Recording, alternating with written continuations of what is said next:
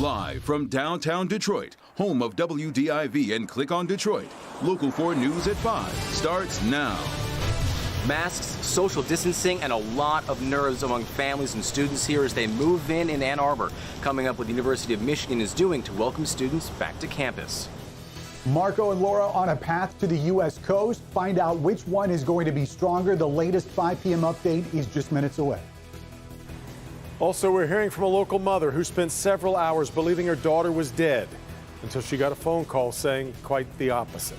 Topping our news at 5, a story that is getting attention now across the country. This started with an emergency call to a home in Southfield for a 20-year-old woman in cardiac arrest. Paramedics say they tried to save her but couldn't. But 4 hours later at a funeral home, the woman showed signs of life and was rushed to a hospital. Let's bring in Local 4 defender Sean Lay. He is live this evening with the latest, including reaction from the woman's mother who rode this roller coaster of emotions. Sean, I cannot even believe this one. Can you imagine? And what went wrong here? We're talking to the mother tonight of Tamisha Beauchamp, and she says the doctor is telling her right now the doctor has never seen anything like this before. Cole Funeral Home in Detroit yesterday around noon. They unzip a body bag. Inside, wrapped in her own bed sheets, is Tamisha. She was, and still is, very much alive. Good morning, sir. Engine 30 is on the scene at 16100 Schaefer. We're at the rear of the location. That's a Detroit Fire Department medic called to Cole Funeral Home. What they found inside was so shocking, so sensitive, they asked for police and also asked to keep the disturbing details off of the radio. I'm going to give you a call by phone to let you know what we have here. Here's why. At the funeral home, inside a body bag was 20-year-old Tamisha Beauchamp. Her eyes open. She was breathing. Tamisha wasn't dead. She's alive. 4 hours earlier, Beauchamp was home in Southfield in cardiac arrest. Southfield Fire and EMS worked on her for 30 minutes and then told her mother this. They said, ma'am, she's gone. And I told them, are you absolutely 100% sure that she's gone? They said, yes, ma'am, they are. Yes, ma'am, she's gone. Sources telling the Local 4 defenders those medics communicated the data they had on the daughter to an ER doctor at Ascension Providence Hospital, who then declared the daughter was dead. Medics called the Oakland County Medical Examiner's office with no foul play. The body was released to the family, then to Cole Funeral Home. Just before noon, the mom got a call from a staff member at Cole. The lady said, ma'am, your daughter is on her way to Sinai Grace Hospital. She's breathing. She's alive. Your daughter is breathing. I said, what do you mean? What do you mean she's breathing? Somebody pronounced my child dead and she's not even dead. How are you feeling right now? I'm devastated that my daughter is going through what she's going through.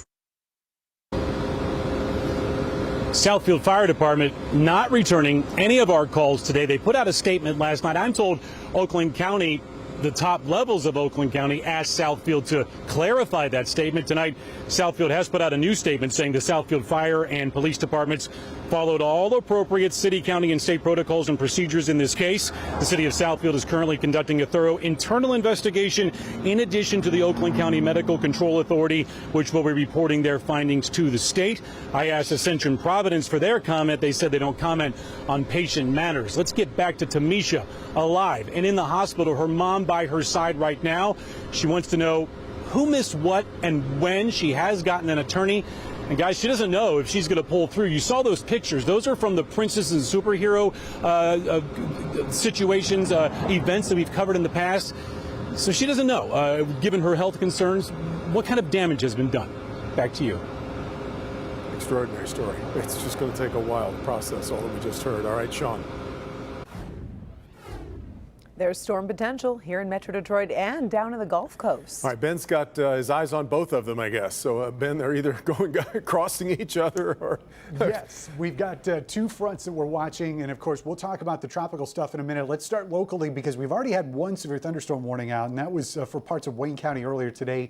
It did get canceled pretty early, and there's not a lot left. You can see most of that thunderstorm activity, even in Ontario, has started to fade. We're technically under a marginal risk for the rest of the evening for most of the southern portion of Michigan, but you saw from the radar There's not a whole lot out there, and the chances of anything popping up are pretty slim, but they do exist at least until about 8 o'clock tonight.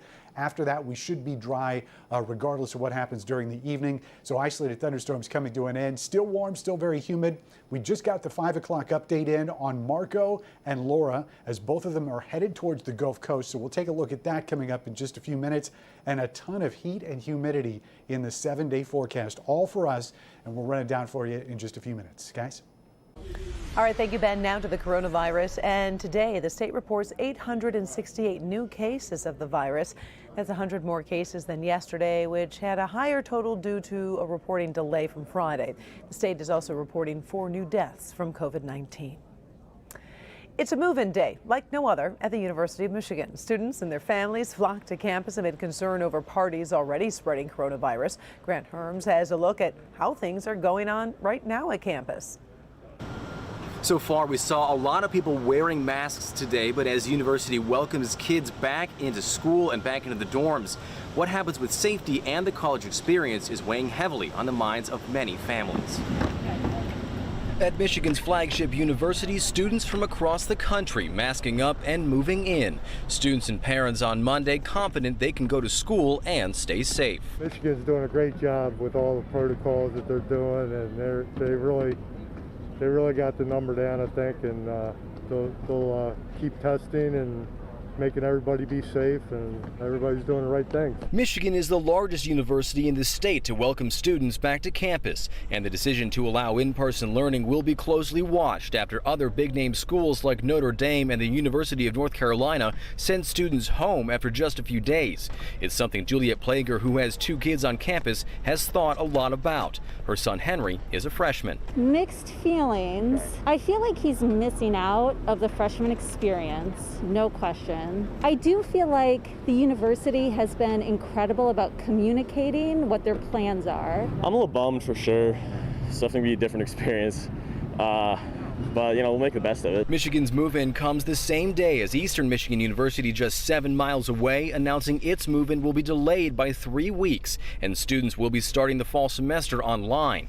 It also comes as Central Michigan warns students against large parties like this, sent in a video to Local 4. CMU already reporting 40 cases of COVID-19.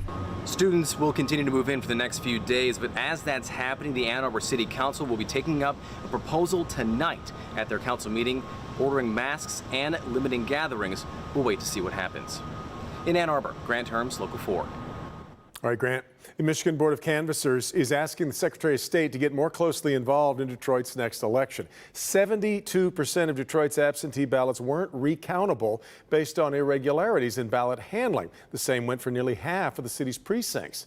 Rod Maloney live tonight with a look at what may be done about that. Rod.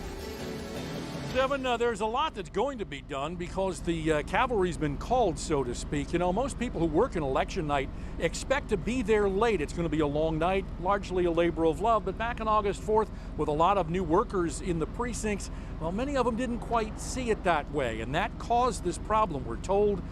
And so I talked to Norm Schinkel of the Michigan Board of Canvassers this afternoon. He called the whole situation tragic. Mistakes were made all over the place.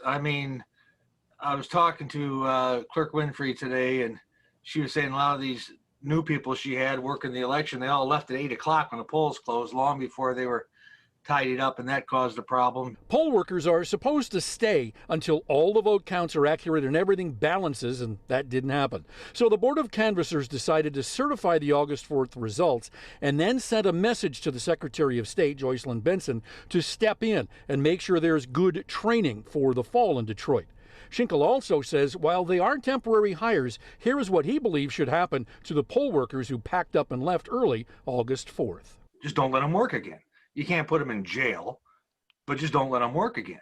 Start with that, and then get as many qualified people as you can that know what they're doing, at least for this November's election, to be there to help. Wayne County Board of Canvassers member Jonathan Kinlock agrees with Schinkel. A lot needs to change with the city's election department. What we can do is let the public know when we see errors, when we see these type of egregious sort of behaviors that occur with folks leaving the absentee counting board before they finish their work. we can do that. We can let the public know, and then as well as the Secretary of State know that we need to make sure that this does not occur. And so the concern is that with COVID, absentee ballots are going to be off the charts. They need a lot of help. So the call is going out for people who have worked elections in the city before. Please come back. If you're of a mind to do this, they also want you to volunteer or at least get paid for that night, but volunteer to be there for a very long evening. So they're saying we need help, and you can go on the Janice Winfrey website to sign up. She's got his place there. We did call Janice Winfrey today, didn't get a return call. Reporting live, Rod Maloney, Local 4. President Trump officially accepting his renomination today as the Republican National Convention kicks off in Charlotte, North Carolina. Tonight, the program moves to Washington, D.C. Alice Barr there right now with the latest. Good evening. In sharp contrast to the Democrats' virtual convention, some of the Republicans' events this week will include live audiences, with an unprecedented finale on Thursday when President Trump speaks here at the White House. Making it official, President Trump taking the stage at the Republican National Convention in Charlotte, North Carolina today, as more than 300 delegates gather to formally renominate him for a second term to chance of 4 more years. If you want to really drive him crazy, you say 12 more years. The in-person event already a stark contrast to the Democrats' virtual convention last week. Trailing Joe Biden in the polls, President Trump is promising a positive message. Think of your life just prior to the plague coming in. It was the best it's ever been. But hitting familiar themes today with blistering baseless attacks on mail-in voting, downplaying the pandemic, and highlighting the stock market despite millions of unemployed Americans. We're just about ready to break the all-time stock market record. President Trump set to appear every day this week, along with party leaders, members of his family, and the St. Louis couple that pointed guns at Black Lives Matter protesters passing by their home. Vice President Mike Pence also in Charlotte today. With God's help, we're going to make America great again. Again. The president and vice president campaigning today in North Carolina as rivals Joe Biden and Kamala Harris tell ABC News they're ready for the attacks to come. Mr. President, watch me. Look at us both, what we say, what we do. Republicans stepping into the spotlight this week and setting their sights on the next 4 years.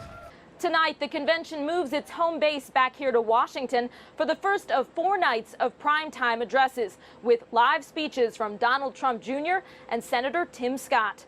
From the White House, Alice Barr, Local 4. All right, Alice, a lot of people upset over what they see in a video of a Detroit police officer shooting a dog. Chief Craig adding some context to it. We'll have it new at 5:30. Plus, it is the newest treatment to gain authorization from the FDA for use against coronavirus. But what is convalescent plasma? How might it help?